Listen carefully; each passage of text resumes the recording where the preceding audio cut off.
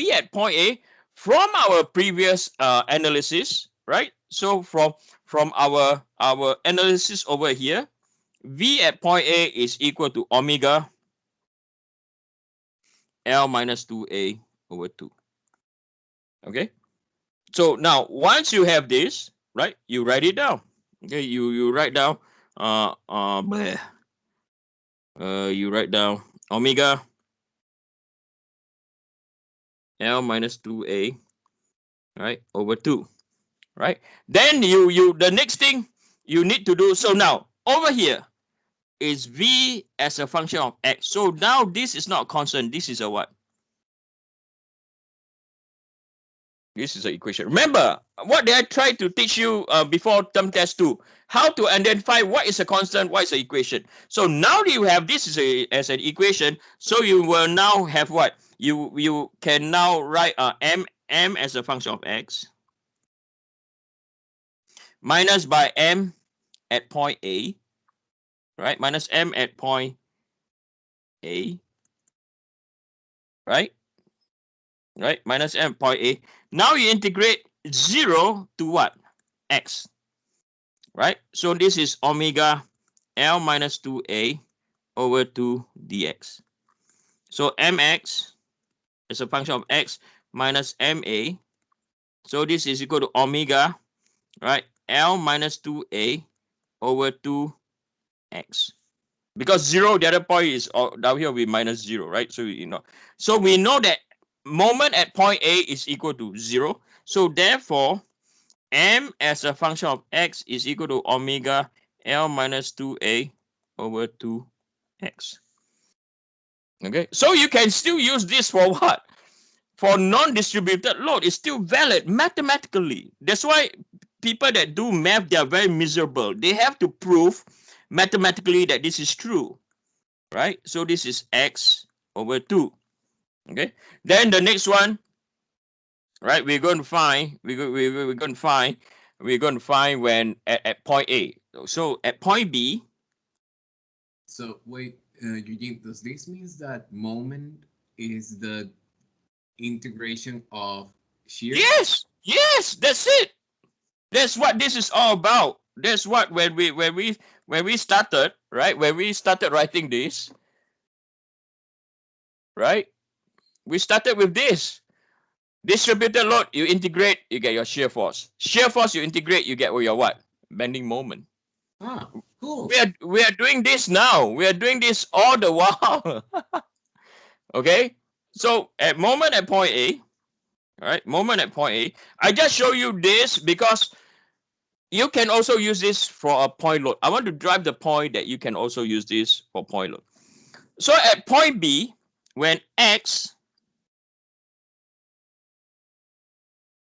is equal to A, right? So you can directly substitute. So you substitute. So I'm going to call this equation number. Okay, I'm going to call this equation number. This is my equation number 1. Okay, and then this is my equation number 2. Right. So to find at point B what is going on, right? You're going to substitute x equal to A into equation number 1.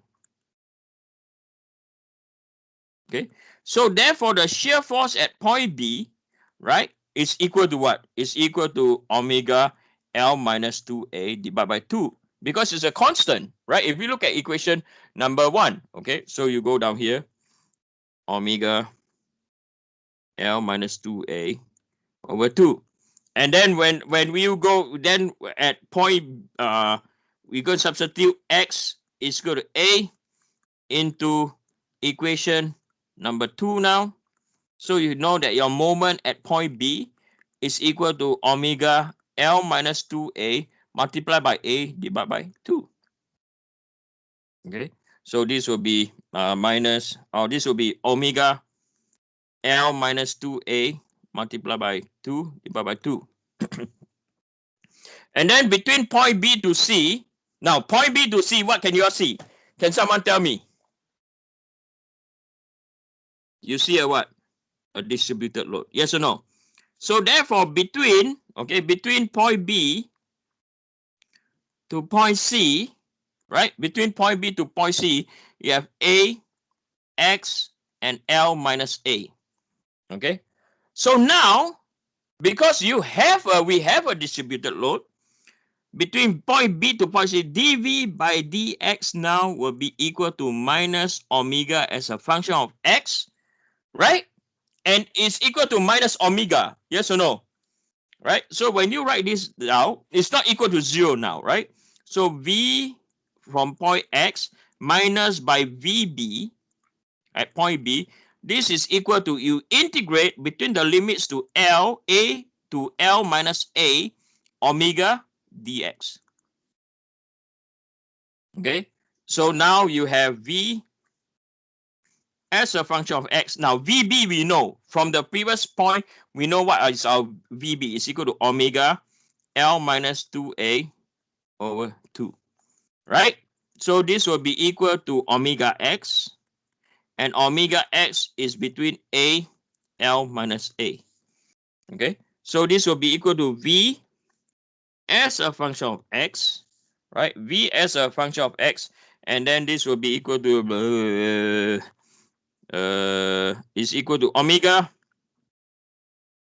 L minus A minus omega A plus by omega L minus 2A divided by 2. Okay, I'm trying to make sure that I'm okay down here. Okay, so this will become omega L minus by omega A minus by omega A plus by omega L over 2 minus by omega A. Wait, I'm having, wait. I think wait, this is correct. Plus omega L square over 2 the minus omega A. Did I think the problem, I know where my problem is. Okay, sorry, my bad. This is minus because this is minus omega X, right? So it should be minus. Okay, so my bad. I'm going to rewrite this. Sorry. Don't rush. Minus omega L minus A and A. So V as a function of X is equal to omega L minus 2A over 2 plus by minus omega L minus A plus by omega, because minus will be plus A. So this will be equal to omega L over 2 minus by omega A plus by or minus by